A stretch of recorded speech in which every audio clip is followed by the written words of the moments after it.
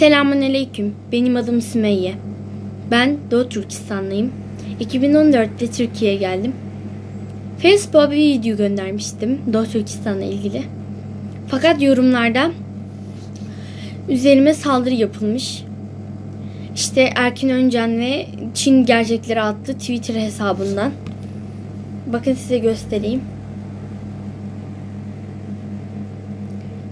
Erkin Öncan demiş ki İslamcı terörizme destek olmak için küçük çocukları kullanmayı utanmıyorlar. Burada Şincanlı bile olmayan başını kapadıkları küçücük bir çocuğa ezberden metin okutuyorlar. Suriye'de ise küçük çocukların eline silah veriyorlar. Vallahi sizi sileceğiz. Çin Gerçekleri adlı Twitter hesabında da böyle yazıyor. Videodaki çocuk Şincanlı değil, Türk vatandaşı. Karanlık ve gerici fikirlerinize kendi ifadesi dışında başını kapattığınız küçük bir çocuğun önüne metni koyup okutmuşsunuz. İslamcı terörizm çocukları kullanmaya devam ediyor. Aynı Suriye'de eline silah verilen küçük çocuklar gibi.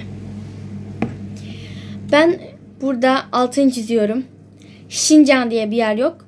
Ben Doğu Türkistanlıyım. Uygur Türk'üyüm. Fakat Türk vatandaşı değilim.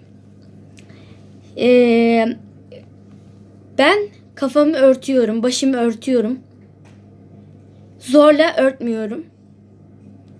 Ben Doğu Türkistan'da olan, Doğu Türkistan'da Çinlerin, Doğu Türkistanlı kardeşlerime, annelere, babalara, bebeklere yaptığı zulümleri size önceki videomda anlatmıştım.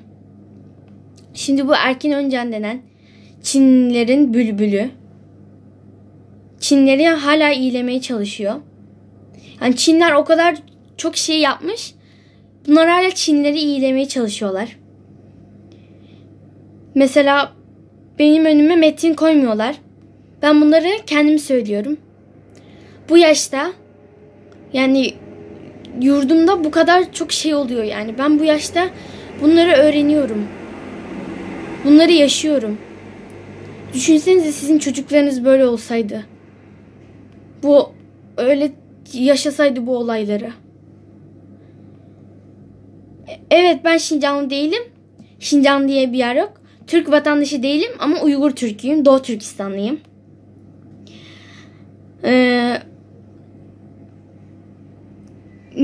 Önümde metin yok. Ben bu düşünceler kendimin düşünceleri. Ben düşüncelerimi açıkça ifade ediyorum. Herkesin önünde. Doğu Türkistan'da Çinlilerin yaptıklarını Allah'a şikayet ediyorum.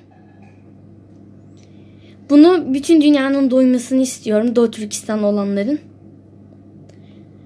Siz de dualarınızı eksik etmeyin. Allah hepimizin yardımcısı olsun. Amin.